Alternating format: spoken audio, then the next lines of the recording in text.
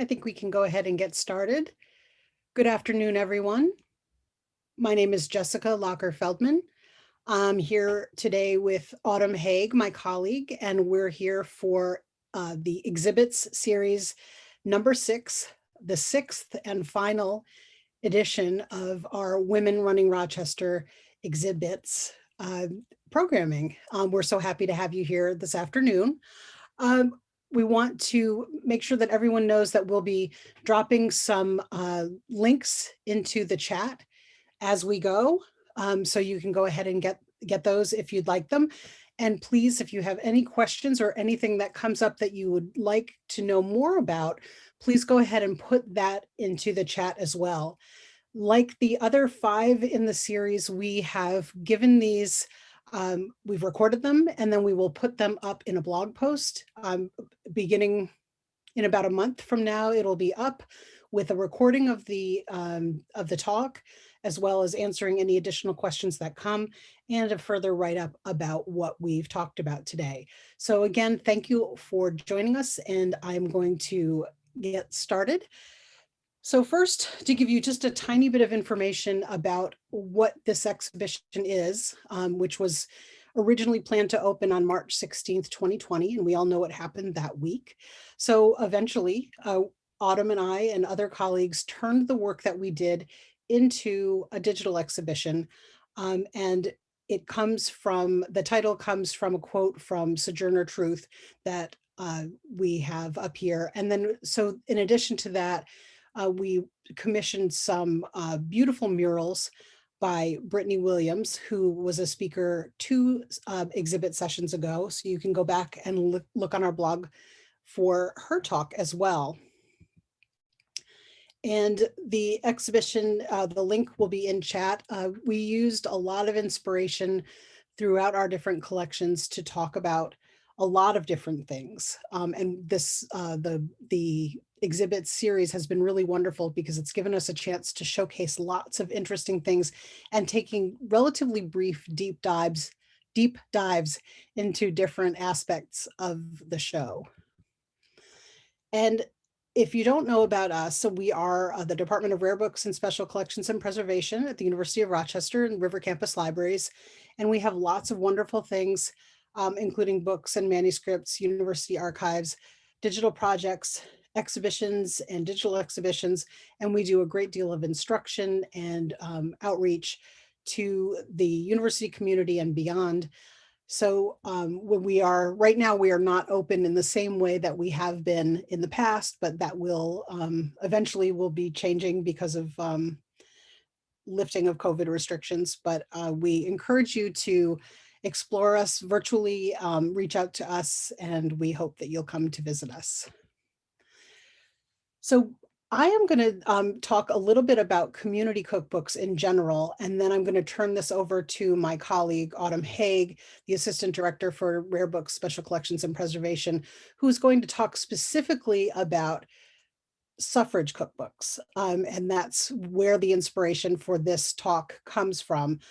We did a section of the exhibition that was called A Single Item Tells a Story, and that single item in this instance was a suffrage cookbook. So and now we're telling a few other stories that relate to the notion of the use of community cookbooks and kind of tying that in. So I'm going to talk a little bit about what I know about community cookbooks, and we're going to tie that into the overall idea of the suffrage cookbook. So a community cookbook, and I would bet if you didn't know what one was, you could walk to your bookshelf and you may probably have one. I think the best thing to keep in mind is it's almost always a cookbook that is compiled usually by women, a group of women, and for the purpose of raising money. And there are lots of other elements that come into play. This is on your screen is an image of a crazy 1950s community cookbook from Maxwell Air Force Base in Montgomery, Alabama. And Autumn's going to put a link in if you want to hear me talk about Alabama community cookbooks from about 15 years ago. I gave a talk talked on a podcast about them, and it's pretty interesting. This is a very interesting cookbook. At height of the Cold War, Air Force Base women, very interesting. But it's really a means for fundraising and creating awareness around a particular subject, place, organization, or group. And following me in my travels, this is another cookbook that I became very well acquainted with. This is a cookbook called River Road Recipes from the Junior League of Baton Rouge, Louisiana.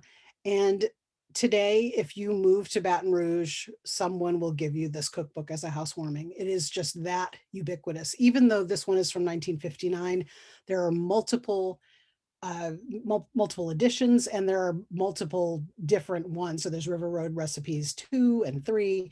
And this is a Junior League cookbook. And it has actually been digitized through the Baton Rouge Public Library. And this is a really interesting version because it actually is the first one off the press, and it has all of the corrections. The original one is still in the Junior League archives, but you could actually browse through it. And in addition, there's a wonderful resource through the Library of Congress, and Autumn's going to pop that into chat as well. The Library of Congress has been digitizing community cookbooks from all over the country, dating back to I think the 1860s or 1870s, up through where copyright plays a part. So through the 1920s. And it's a really wonderful resource if you're interested in looking at cookbooks from different parts of the country, from different eras. I highly recommend it. So we did include 2 cookbooks in the Women Running Rochester exhibition.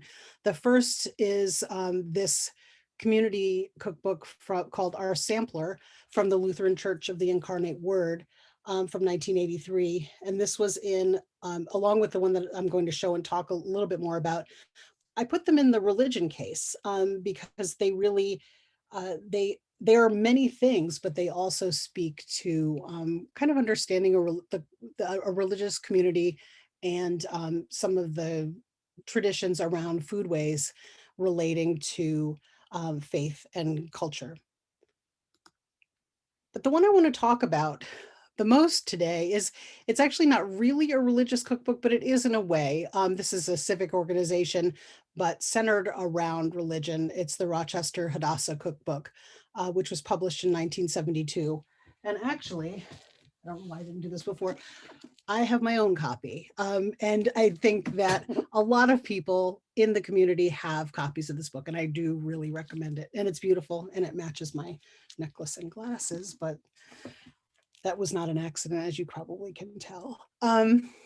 So the Rochester Hadassah Cookbook is interesting, and there's such a really interesting connection between women and Rochester and all of those things. So Hadassah is a benevolent organization for Jewish women, founded in 1912 in New York City.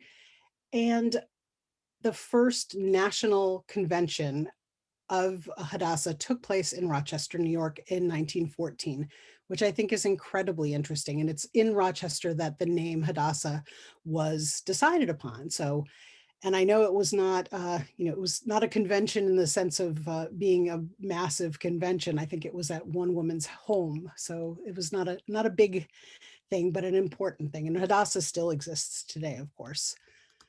But there's really interesting parallels, I think, thinking about women compiling recipes to raise funds and awareness. And when we talk about suffrage, it's the same thing. So this is a great quote about why the Rochester Hadassah group decided to publish this cookbook in 1972. They published it as a means of raising funds and awareness of the project and mission of their organization, helping, quote, its members realize their full potential as women who are Jews, Americans, and Zionists dedicated to the healing of the daughter of my people. And that's right in the dedication of the book. And when we also talk about compiled by women, community really means community. And this cookbook, I counted, there are 90 women listed in the acknowledgement pages who worked on this project. And I love that it says, from alphabetizing to arranging to telephoning and typing. So all of the things that we don't really do as much today, but 90 women 90 women who appear to be stripped of their first names, though we see lots of Mrs. and then husband's name, but that is also speaks to time and place. And 50 years later, 50 years more after this cookbook was created, it is still used. And I'll, as an aside to this aside, I've had many people when I've asked about, oh, this is really wonderful. What, I'll use the look in the Hadassah cookbook. There's a really great recipe for blank. And I love that there are these wonderful stories in there as well. These drawings, which were done by one of the women that worked on the cookbook, another Rochesterian, whose name is mentioned in here, but I can't remember who it is. There's a little quip in there about why that sometimes we think that of eating blintz is like the 10 Commandments, and I never realized that two blintzes could look like the 10 Commandments, but I guess they do. Very interesting. And as an aside to my aside, I loved that there is this interesting reference to fellow Rochesterian and well-known restaurateur and chef and cookbook author, Molly Katz, who talks about blintzes and eating blintzes in Rochester from a Rochester caterer named Barty, the kosher caterer. And I wonder if Barty got his blintz recipe from the Hadassah cookbook, maybe not. But I love that this endorsement of hold on to your chair while consuming the blintz souffle, or you may find yourself transported out of this realm and into blintz heaven. And blintz heaven sounds like a great place to spend some time. So I hope that you will stick around for the rest of this talk and not run off and try to find a blintz. You'll have a trouble doing that, I think. But I think that it's really important to understand that the Community Cookbook, no matter what time or what place it's been created, it is through this cooking and sharing of recipes and creating these stories in the Community Cookbooks that we connect to the past, as well as the missions and beliefs and the goals of the organization that built the cookbook. So we're breaking bread across time and place and elevating ideals both directly and indirectly in the pages of these works. So in that sense, there's real common ground between the Hadassah cookbook and the notion of the Women's Suffrage Cookbook. These are like-minded women offering a unified voice of change within the domestic sphere and mobilizing to build a collective document. And it really is an archive in that very sense, the cookbook, to share information and to participate in order to raise funds and awareness and to mobilize. So there are lots of cultural insights are within those walls, within those pages of the cookbook. And with that, I'm going to turn it over to Autumn Haag, who is going to tell us all about this very interesting subset of the Community Cookbook, the Women's Suffrage Cookbook. Thank you so much, Jessica, and thank you, everyone. Jessica, next slide, please. So I'm really thrilled to be talking about the Women's Suffrage Cookbook today and its place in kind of the pantheon of American cookbooks, but also in community cookbooks and specifically suffrage cookbooks. So the Women's Suffrage Cookbook is the first explicitly suffrage-related cookbook in the United States. It came out in 1886, and we obtained a copy for our collections about a year and a half ago. One thing that is really interesting when you think of rare books and collecting cookbooks is that unlike a lot of other books, cookbooks are heavily used in a space, the kitchen, that is often very messy. And so in general with rare books, I would say generally libraries don't want to acquire material, that has a lot of gunk on it or stains or tears or rips. But when you think about your most beloved, most used cookbooks, that can be the shape that they end up in. With cookbooks, it's kind of the opposite. I would say, especially now, institutions, including ours, are interested in signs of ownership and use. Were some recipes go-tos? Did the person who owned the book, change the recipes, comment on the recipes? I know, thinking back to things like my mom's Campbell soup cookbooks, she had all kinds of changes that she made to the recipes. No hesitation about just writing down things and changing the book. So our copy of the book is interesting in a couple of ways. It's actually very neat and clean on the inside. It does not appear to be a book that was heavily used in a kitchen. But as we'll see in a couple of slides, we do know who owned it. And so that is a really nice thing to be able to explore, especially since we don't have a lot of information or changes to the inside of the cookbook. Next slide, please. So the cookbook, as I said, it came out in 1886. It was created as a fundraiser for the Massachusetts Women's Suffrage Association. And we'll talk a little bit more about that, but its association with Massachusetts and with New England shaped who contributed recipes to the book and then the types of recipes that were contributed. It's a combination of recipes, first food recipes, second recipes for sort of pharmaceutical items, cleaning items around the home. So it does have some non-edible, non-foodstuff recipes, but at the same time, women were doing things like making yeast at home. They were also, making soap and making disinfectant and making other household products that we just take for granted now as being something that we obtain in a store. So there is a section on those kinds of recipes. And then appropriately enough, there's about 5 pages at the back of the book called Eminent Opinions on Woman Suffrage. So it's definitely, you can tell that Hattie Burr, who edited this, wanted to have women's suffrage be part of the book. It's very explicitly here. There's a long list of notable individuals, men and women, who are quoted on these pages. And but I think it's also telling that it's at the very end of the book. The recipes are really front and center. Well, the advertisements come first, and then the recipes, and then these opinions on women's suffrage. So it's interesting that they're not kind of sprinkled throughout. They're sort of bundled at the end. So it was clear that she found it important to have them included, but that they weren't first and foremost.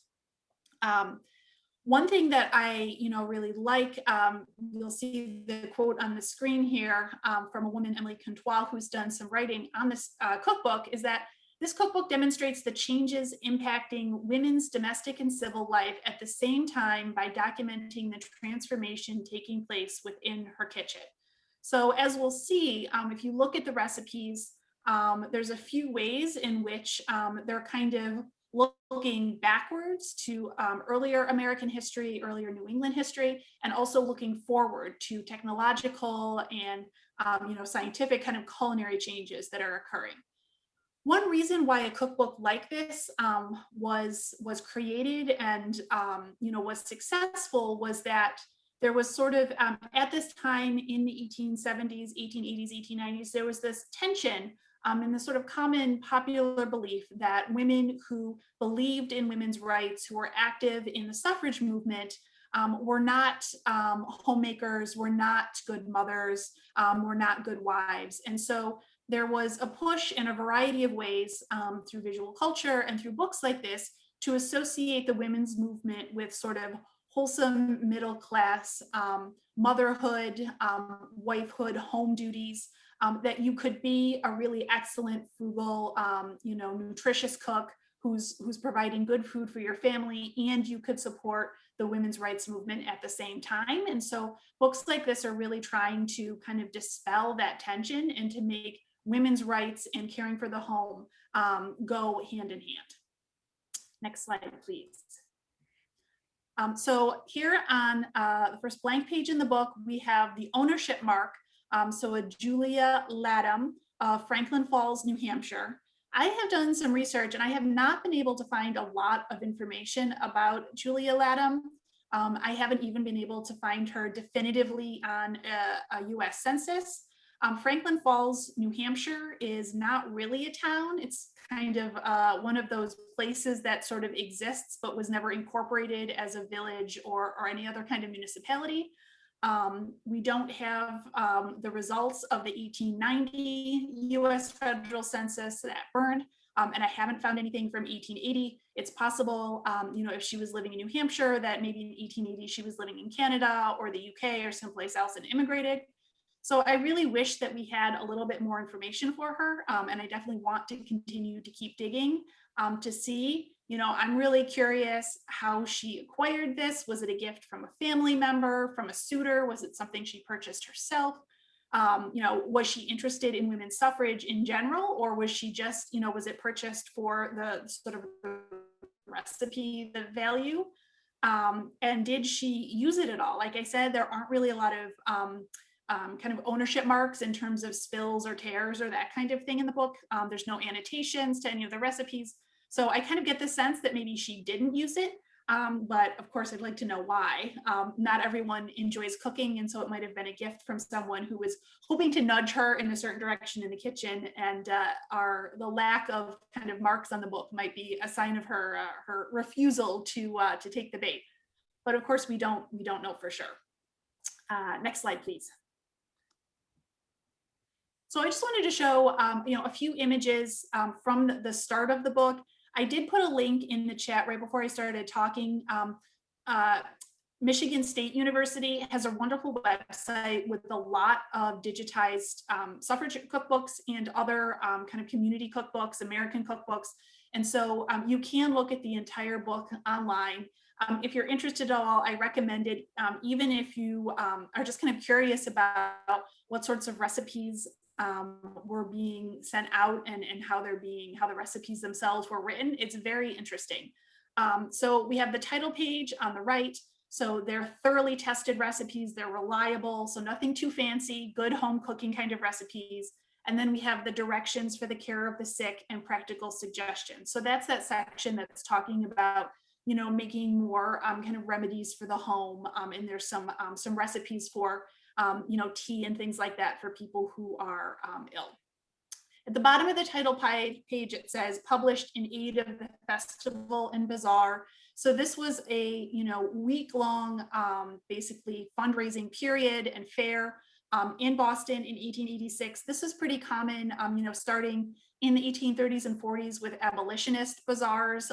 They would basically, it's kind of the equivalent of today's, silent auction. If you go to a fundraiser for an organization, a lot of times there's like a table or tables full of things that you can bid on. It was a little bit similar in the 19th century. These organizations, charitable organizations, would solicit donations and then sell them during like a multi-day kind of period. And so this book was published explicitly to be sold to raise money for this festival. And like I said, it's the Massachusetts Women's Rights Association. We do have advertisements throughout the book. They're really great to look at. They kind of give you a sense of the products, available for people to buy at the time. And this is, we're in a period of time where this is rapidly changing. Even just, 20, 30 years before this book came out, significantly more kinds of household items were produced at home or maybe by a neighbor in a local community. And now we start seeing more and more things being available in stores. And so we have spice seasoning from Bell's in Boston, which still exists. We have a caterer specifically noted as doing ladies' lunches. So again, appealing to the audience for this book. And then we have electric luster starch for the work of laundry at home. Like Jessica was saying with the Hadassah cookbook, we have a preface here that thanks the many, many people who contributed. And so again, the preface, like very modest. It obviously took an enormous amount of work to compile this, to get the advertisements, to have it sent to the printers. It was a really big undertaking, but a very modest preface from the editor, who is also kind of vouching for the authority of the women who contributed recipes. And we'll talk a little bit more about those contributors because it's a very interesting list. Next slide, please. So first, we're going to talk about the recipes. As you can see here in the table of contents, it's a really standard list. Most things would not really look out of place in a more modern cookbook. Breakfast items, eggs, soup, meat, pies, cake, all of that. As I had mentioned, there's a section for cooking for and the care of invalids, and then that miscellaneous section is sort of other household items. But generally, the table of contents is pretty standard, not only for its time, but something that's been carried on and used since. Next slide, please. So a few ways that the recipes in this book, I would say, are especially interesting because of how Massachusetts and New England centric the book is and the contributors are. You see a lot of what I think I would call Yankee recipes. So when you think of like old New England food, so Parker House rolls, which were invented in Boston, brown bread, old time baked Indian pudding, which is made with cornmeal, Boston fish chowder. So these are just a few examples of recipes that either explicitly or implicitly draw the reader to the New England region. Within the cookbook, we have old and new equipment and measurements being discussed. So some recipes talk about lighting a kitchen fire in the morning, and that very well may have been how that contributor started their day and cooked on a regular basis. But some recipes refer to a quick oven, which is something that was definitely more expensive to own, more technologically advanced. You need to have space in your kitchen for it.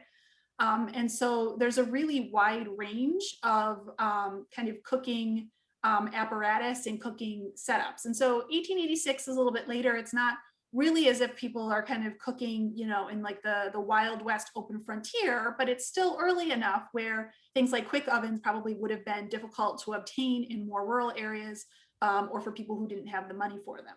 And it's definitely different than now. Now, when you pick up a cookbook, really any kind of modern cookbook, there's definitely an assumption that you have an electric or gas stove, that there's standard temperatures, there's just that you have access maybe to a food processor. There's definitely certain assumptions that kind of come to play with those recipes, and that is not necessarily the case here. The recipes cover a pretty wide range. In terms of measurements, you have some recipes that say, butter size of a small egg. So something, that the recipe author knows exactly how much butter to put in, but a small egg is, something that might be interpreted differently in different places by different people. But other recipes refer to cups, teaspoons. And so you have this kind of dichotomy where some recipes are definitely a little bit more old-fashioned in terms of, using your eye or your best judgment for a measure, and others are using standardized measures. You also have a combination of kind of traditional, maybe old-fashioned foods, and then more modern foods. So again, looking back to the past, New England's past, and also the country's past, you have a lot of recipes that call for Indian meal, which is cornmeal or pone. You have some recipes that explicitly in the title are taking you back into time, last century blackberry pudding, Washington cake, St. Louis, 1780. And again, these recipes kind of evoke, a sense of patriotism and a sense of pride in the American identity. And I think it's kind of interesting that, these women who contributed recipes with these titles, they're willing to publicly put their name in a suffrage cookbook, but they're also, providing recipes, again, that kind of evoke, respectable, middle class or upper middle class life and home life in particular. So we're looking back with some of these ingredients, but then in some we're looking forward. One thing that I didn't know before I started looking at this cookbook was that people used to produce baker's yeast at home. I thought it was, I don't know why I thought this, always something that you could just buy commercially, and it absolutely was not. So we have recipes in this cookbook for making your own yeast, but then we also have some recipes that skip that step entirely, and they refer to Fleischmann's yeast, which still exists. And so again, some of these recipes come from women who are still taking that extra step, either because of custom, frugality, just personal preference, versus recipes from women who have access to stores and some of this more kind of newly available commercial products. And then the last thing that's interesting in this book is recipe language. So there's two kinds of language roughly used for the recipes. There's what I would call the more old-fashioned model, and that's just, it's a narrative. It's a list of ingredients. Sometimes there's instructions. Sometimes instructions are really detailed. Sometimes they're really kind of loose, but it's not a separate list of ingredients and then like telling you what to do. It's like a one paragraph block. And you kind of have to read it a couple of times to like get a sense of what, what is required for it. The more modern model for recipe language is to provide that list of ingredients at the beginning. This is something we see now in modern cookbooks. First, you get the ingredients, then you get the narrative of what to do with the ingredients. And so some of the recipes in this book follow that model, and some of them are the more old-fashioned kind of loose model. Next slide, please. So I see that I've run out of time and I apologize for that. I get really passionate about this. Actually, if we could just, Jessica, we can skip this slide. I'll just really briefly mention, if we could go to the next slide, that the bulk of the contributors to this cookbook were from Boston and from New England, in part because this was a fundraiser for the Massachusetts Women's Rights Association, and also that this group had an association with the American Women's Suffrage Association. And so that's why you don't see Susan B. Anthony or Elizabeth Cady Stanton in this book as contributors, although both ran households and cooked and had access to recipes. Their suffrage organization, the North American Women's Suffrage Association, stood in opposition to the American. And so that tension is one reason why we don't see some names on this list. Overall, it is not an especially diverse group of contributors. It is professional women. It's women from Boston Brahmin families, but they're mainly white and middle class. And really just associated with this one suffrage group. So thank you so much. I'm sorry that I ran over. I really welcome you to take a look at the cookbook online. It's fascinating to take a look at it. Thank you to everyone who came to this talk, who's come to our other talks. It's been a real pleasure sharing our collections and sharing our passion for them with you. Thank you. Thank you, Jessica. Thank you. Thank you, everyone.